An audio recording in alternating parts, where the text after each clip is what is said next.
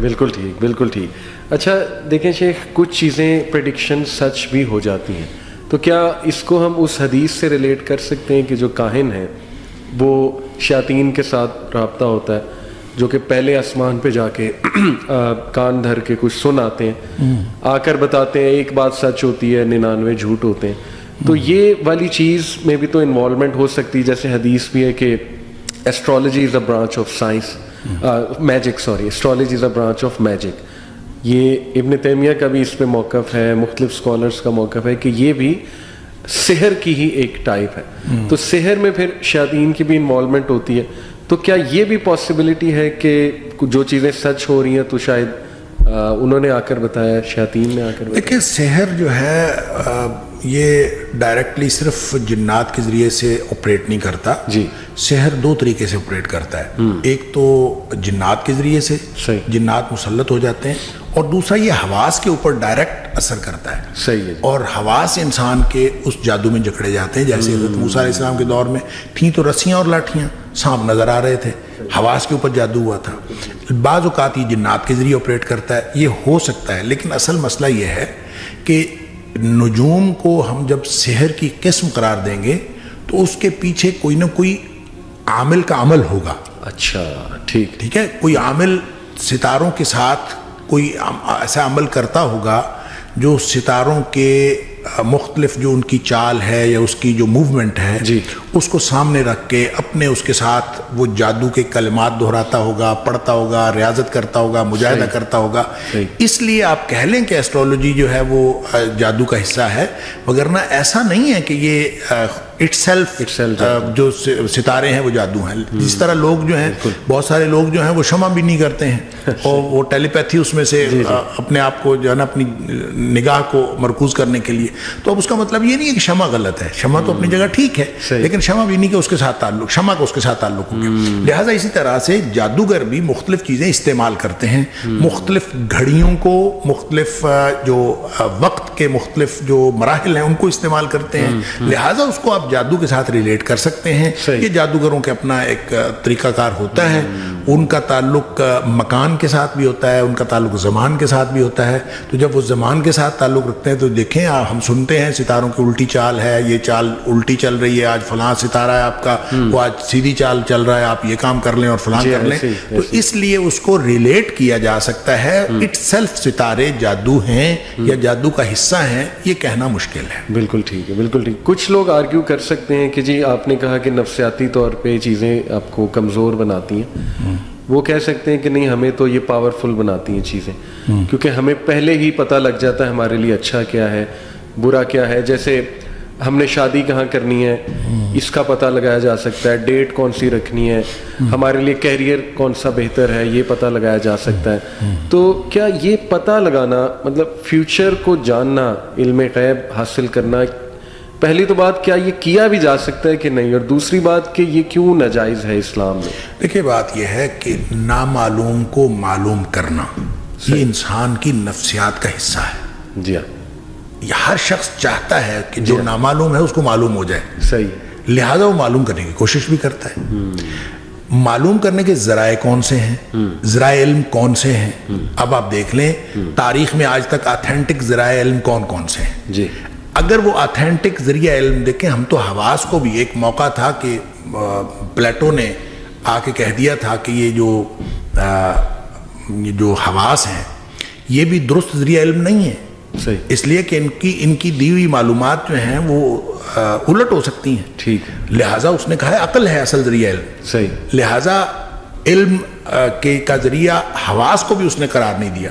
اب کوئی چیز حواس سے بھی معلوم نہیں ہو رہی، عقل سے بھی معلوم نہیں ہو رہی، صحیح، اور مشاہدے سے بھی معلوم نہیں ہو رہی، صحیح، تو پھر بھی معلوم ہو رہی ہے تو وہ کیا چیز ہے؟ صحیح. ٹھیک ہے. اب دیکھیں جس کو ایک چیز ہے وجدان، جی، انٹیوشن.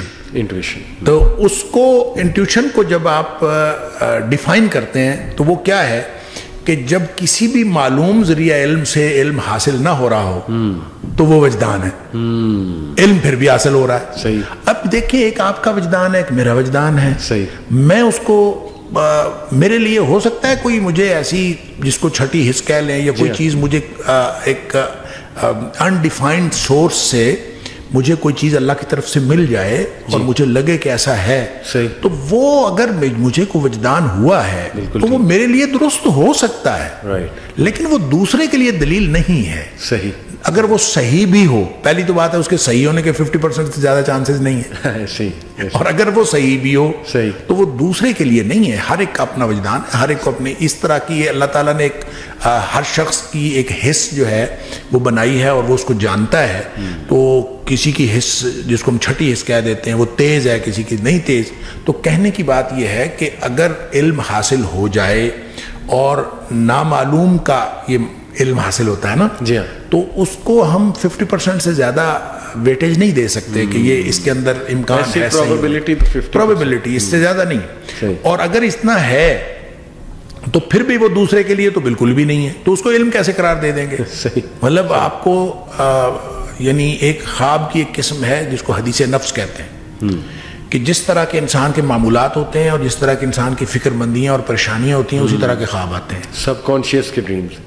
ہاں جی، اس کو کہتے ہیں حدیث نفس، کہ آپ کی جس طرح کی کیفیات ہوتی ہیں اس طرح کا آپ کو خواب آ جاتا ہے۔ تو وجدان بھی اسی طرح کا ہے، جس طرح کا آپ کو چاہیے ہوتی ہے کوئی چیز تو اس طرح کے آپ کے وجدان ہونا شروع ہو جاتے ہیں۔ آپ بیٹھے بیٹھے آپ اس طرح کی چیزیں جو ہیں وہ سوچتے ہیں اور پھر اس کا امکان تو ہوتا ہے۔ وہ ہماری بہن ایک تھیں، بلکہ ہیں اب بھی، وہ چھوٹے ہوتے جب اکٹھے رہتے تھے تو کوئی واقعہ ہو جانا تو اس نے کہنا مجھے پہلے ہی پتا تھا ایسے ہونا۔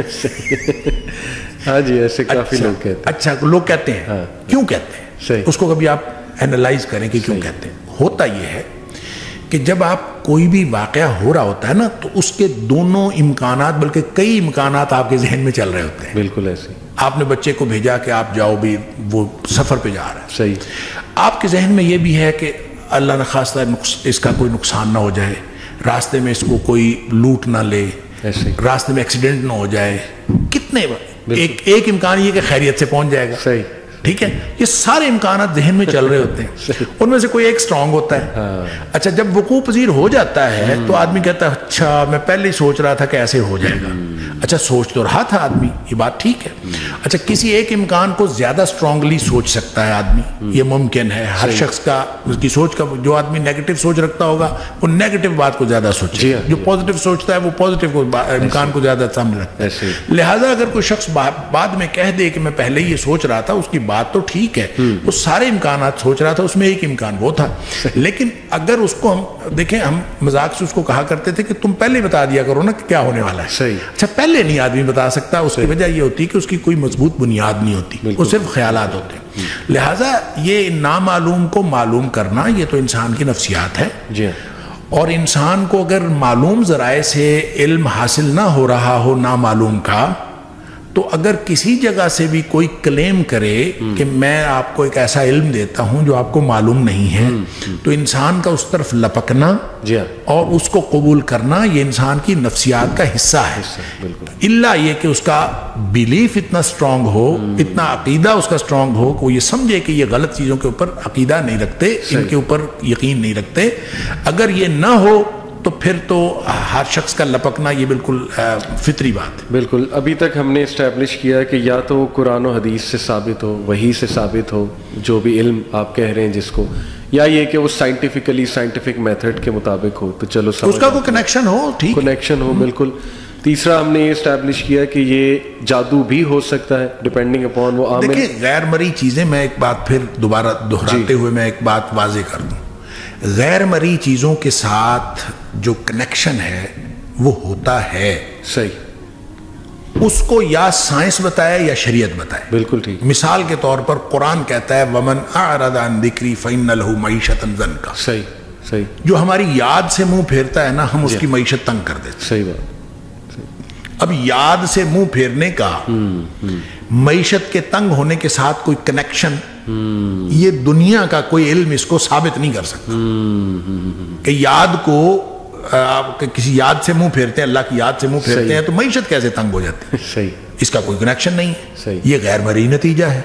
لیکن یہ نتیجہ چونکہ شریعت نے ہمیں بتا دیا ہے، قرآن نے بتا دیا ہے، لہٰذا اس کے اوپر ہمیں ایمان رکھنا ہے۔ جی، اسی طرح میں یہ عرض کرتا ہوں کہ یا شریعت ہمیں بتا دے، بالکل ٹھیک، اور یا ہمیں سائنس ثابت کر دے، تو ہم اس علم کے جائز ناجائز کی بحث الگ ہے، اس کے وجود سے کم از کم ہم انکار نہیں کر سکتے کہ وہ اس کسی وجہ سے وہ ثابت ہو. لیکن یہ جو ایسٹرولوجی ہو یا نیومرولوجی ہو یا جس طرح کے بھی قیافہ شناسی کے جتنے بھی علوم ہیں, یہ علوم دراصل بنیاد رکھتے ہیں تجربے کے اوپر. بالکل ٹھیک. اور تجربے کی بنیاد پر لوگوں نے کتابیں لکھنی ہیں, اور کتابیں لکھنی ہیں. مثال کے طور پر علم الاعداد ہے, تو علم الاعداد میں آپ کو معلوم ہوگا کہ وہ کمیوٹ کرتے جاتے ہیں, اعداد کو ایڈ کرتے جاتے ہیں, اور بالآخر آخر پہ ایک سنگل عدد بچتا ہے. تو آپ کا نام ہے, میرا نام ہے, اس کے سارے اعداد نکال لیں گے اور آخر پہ ایک سنگل عدد. اچھا 1 سے لے کر 9 تک اعداد بچتے ہیں. اچھا 1 سے 9 تک انہوں نے اس کی خصوصیات پہلے سے ڈیفائن کی ہوئی ہیں.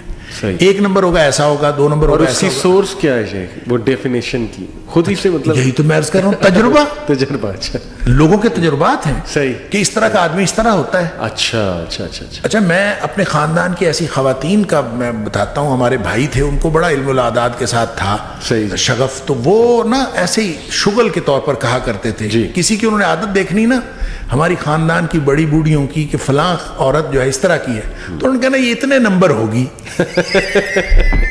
اچھا ایسی کہہ دینا. اچھا وہ بعض اوقات ہوتی ہے اور بعض اوقات نہیں ہوتی, یعنی یہ ہونا اس کا یقینی تو نہیں ہے. تو یہ بعض اوقات درست ہوتا ہے اور بعض اوقات درست نہیں ہوتا. لہذا میں یہ عرض کرتا ہوں کہ یہ تجربہ ہے, اور لوگوں نے اس تجربے کی بنیاد پر عدد, آپ نے کہا کہ یہ عدد ہے یا اس کی کوئی بنیاد ہے, عدد کی بنیاد واقعتاً ہے.